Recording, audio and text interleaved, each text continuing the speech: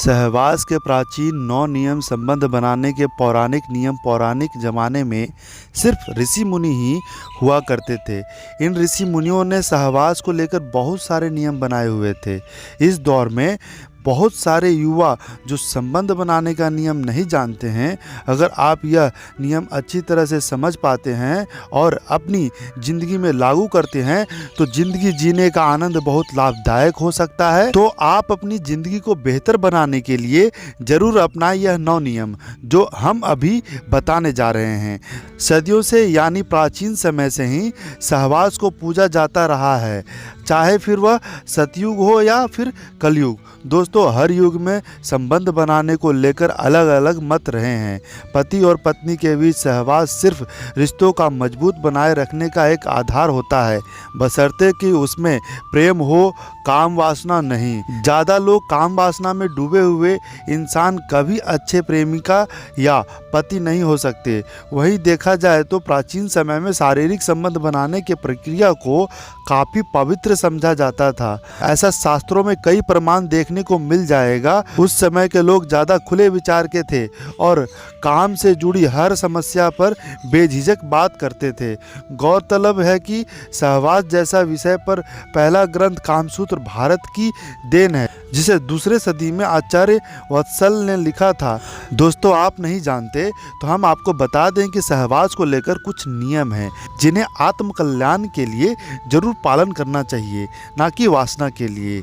आइए जानते हैं क्या है वह नियम जिन्हें अपनाकर हम अपने जीवन को सतमार्ग पर ले जा सकते हैं। दोस्तों, प्राचीन नियमों के अनुसार सहवास से वंश प्रति मैत्री लाभ, सहचर्य सुख, मानसिक रूप से विपक्ष, दीर्घायु, शरीर और मानसिक स्वास्थ्य सुख की प्राप्ति हासिल की जा सकती है। अगर वर्तमान में देखा जाए तो आज की युवा पीढ़ी सिर्फ आनंद के लिए एक दूसरे से संबंध स्थापित करते हैं, जबकि वह यह नहीं जानते कि पति और पत्नी के बीच शारीरिक संबंध रिश्तों को मजबूत बनाए रखने का एक आधार होता है, बशर्ते कि उनमें प्रेम हो, काम वासना नहीं। अगर हमारा राय लिया जाए तो यह जरूरी हो जाता है कि आज की युवा पीढ़ी को सहवास के प्राचीन नियमों के बारे में जानना चाहिए, ताकि उनके रिश्ते आपस में अधिक मजबूत हो सके और उन्हें एक संस्कारवान संतान की प्राप्ति हो। धर्म पर शोध कर रहे और करने वाली जानी मानी इतिहासकार मधु खन्ना ने BBC को बताया, भारत के बनने से संबंधित दर्शन के अनुसार ब्रह्मांड लौकिक इच्छा से बनाया गया था और कामुकता को पवित्र माना गया था। कामुकता के बारे में सबसे विस्तार रूप से बताने वाली किताब कामसूत्र 3री सदी में लिखी गई थी और यह किताब प्राचीन भारत के बारे में बहुत कुछ दर्शाता है। नमस्कार मित्रों, वीडियो में आगे बढ़ने से पहले आपसे एक अनुरोध है, कृपया हमारे चैनल को सब्सक्राइब कर लें और यह बातें अगर आपको अच्छी लगी हो तो अपने दोस्तों और परिवारजनों में शेयर जरूर करें। आइए जान लेते हैं क्या है प्रथम नियम। शास्त्रों की बात की जाए तो शास्त्रों के अनुसार मनुष्य के शरीर में व्यान, समान, अपान, उदान और प्राण नाम के 5 प्रकार की वायु रहती है। मित्रों, इन 5 में से एक अपान वायु ही मल मूत्र शुक्र और आर्तव को बाहर निकालने का कार्य करती है। अच्छे से समझे तो इसमें से शुक्र को ही वीर्य भी कहा जाता है, यानी यह वायु संभोग से संबंध रखती है। शास्त्रों के अनुसार बात की जाए तो जब इस वायु की गति में फर्क आता है या किसी भी प्रकार से दूषित हो जाती है तो मूत्राशय और गुदा संबंधी रोग उत्पन्न होते हैं, जिस वजह से संभोग की शक्ति पर भी असर पड़ता है।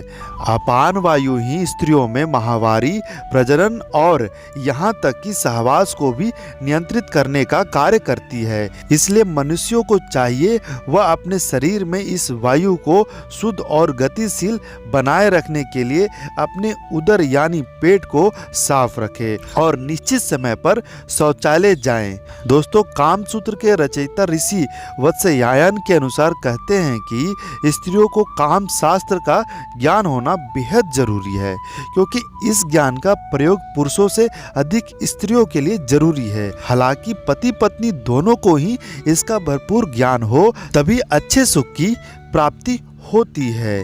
ऋषि वत्सयान के अनुसार स्त्री को विवाह से पहले पिता के घर में और विवाह के पश्चात पति के अनुमति से काम की शिक्षा जरूर लेनी चाहिए। ऋषि वत्सयान के कहने का मतलब यह है कि स्त्रियों को गणिका की तरह व्यवहार करना चाहिए। इससे दाम्पत्य जीवन में स्थिरता बनी रहती है और पति अन्य स्त्रियों की ओर आकर्षित नहीं हो पाता तथा पत्नी के साथ उसके मधुर संबंध बने रहते हैं। इसलिए स्त्रियों को सहवास का ज्ञान होना आवश्यक है कि वह काम कला में निपुण हो सके और पति को अपने प्रेम पास में बांध कर रख सके। ऐसा करने से पति पत्नी के रिश्तों में मधुरता बनी रहती है और रिश्ते मजबूत बना रहता है।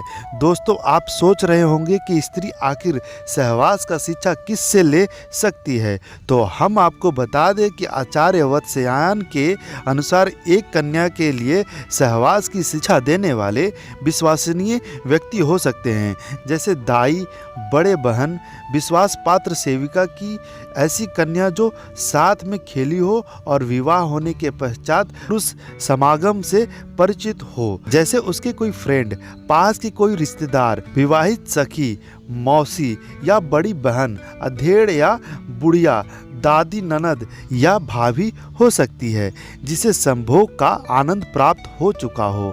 उसका स्पष्ट बोलने और मधुर बोलने वाली होना जरूरी है ताकि वह काम का सही से ज्ञान दे सके। तीसरा नियम हिंदू शास्त्र के अनुसार पति पत्नी को रविवार, अमावस्या, पूर्णिमा, चतुर्थी, अष्टमी, संधिकाल, संक्रांति, श्रद्धा पक्ष, सावन मास, नवरात्रि और ऋतुकाल आदि में किसी भी रूप में शारीरिक संबंध स्थापित नहीं करनी चाहिए।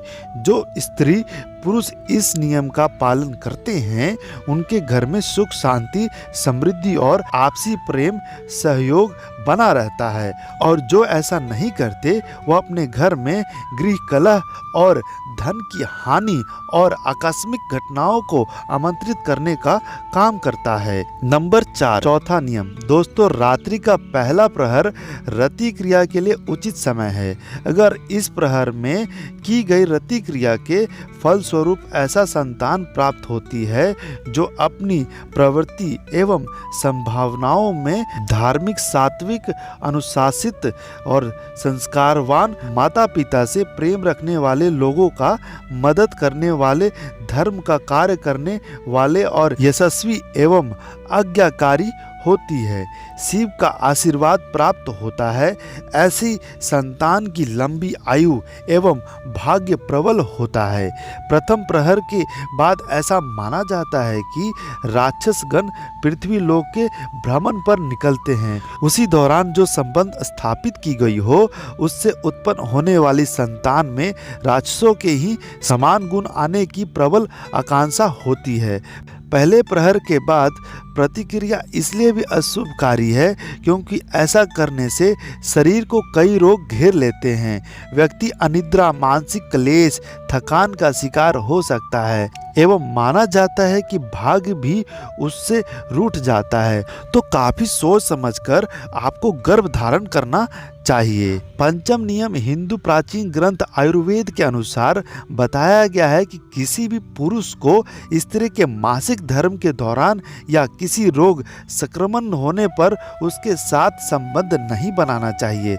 शास्त्रों में यह भी बताया गया है कि यह खुद को संक्रमण या जीवाणुओं से बचाना चाहता है तो सहवास के पहले और बाद में कुछ स्वच्छता नियमों का पालन करना चाहिए। नंबर 6, इन सब के अलावा हिंदू शास्त्र में यह भी बताया गया है कि पवित्र स्थान माने जाने वाले वृक्षों के नीचे, सार्वजनिक स्थानों, चौराहों, उद्यान, शमशान घाट, वध स्थल और औषधालय, मंदिर, गुरु और अध्यापक के निवास स्थान में सहवास नहीं करना चाहिए। यदि कोई व्यक्ति ऐसा करता है तो शास्त्र अनुसार उसको इसका बुरा परिणाम भुगतान करना पड़ता है। कहते हैं कि इन सभी जगहों पर ईश्वर का वास होता है। 7वें नियम हिंदू धर्म शास्त्र में यह भी बताया गया है कि किसी भी पुरुष को अपनी पत्नी के साथ गर्भकाल के दौरान सहवास नहीं करना चाहिए। दोस्तों, गर्भकाल में संभोग करने से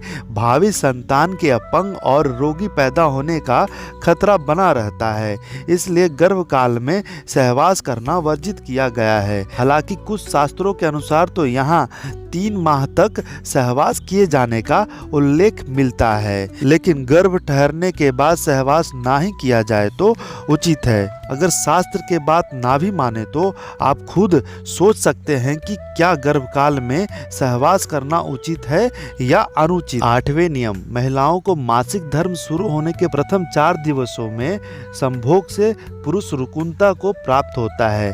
जैसे 5वीं रात्रि में संभोग से कन्या, 6ठी रात्रि में पुत्र, 7वीं रात्रि में बंध्या पुत्री, 8वीं रात्रि के समागम से ऐश्वर्यशाली पुत्र, 9वीं रात्रि से ऐश्वर्यशालिनी पुत्री, 10वीं रात्रि के संभोग से अतिश्रेष्ठ पुत्र और 11वीं रात्रि के संभोग से सुंदर पर संगिद्ध आचरण वाली कन्या, 12वीं रात्रि से श्रेष्ठ और गुणवान पुत्र, 13वीं रात्रि में चिंतावर्धक कन्या और 14वीं रात्रि के संभोग से सद्गुणी तथा बलवान पुत्र की प्राप्ति होती है।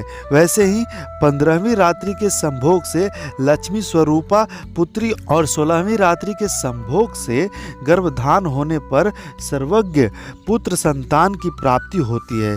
दोस्तों, इसके बाद अक्सर गर्भ नहीं ठहरता। नंबर 9 नियम, शास्त्र सम्मत है कि सुंदर, दीर्घायु और अच्छे संतान के लिए गड़ा ग्रहण, सूर्योदय एवं सूर्यास्त काल, निधन नक्षत्र, ऋता तिथि, दिवा काल, भद्र पर्व काल, अमावस्या श्राद्ध के दिन, गण तिथि, गण नक्षत्र तथा 8वें चंद्रमा का त्याग करके शुभ मुहूर्त में संबंध स्थापित करना चाहिए। गर्भधान के समय गोचर में पति पत्नी के केंद्र एवं त्रिकोण में शुभ ग्रह हो, तीसरे छठे ग्रह में घरों में पाप ग्रह हो, लग्न पर मंगल गुरु इत्यादि शुभ काक ग्रहों की दृष्टि हो और मासिक धर्म से समरात्रि हो, उस समय सात्विक विचार पूर्वक योग पुत्र की कामना से यदि रति क्रिया की जाए तो निश्चित ही योग पुत्र की प्राप्ति होती है। शास्त्रों के अनुसार इस समय पुरुष के दायां एवं स्त्री का बायां स्वर ही चलना चाहिए। यह अत्यंत अचूक उपाय है। तो दोस्तों, ये वीडियो आपको कैसी लगी कमेंट करके जरूर बताएं और चैनल को सब्सक्राइब और वीडियो को लाइक करते जाएं। जय श्री राम, जय हनुमान।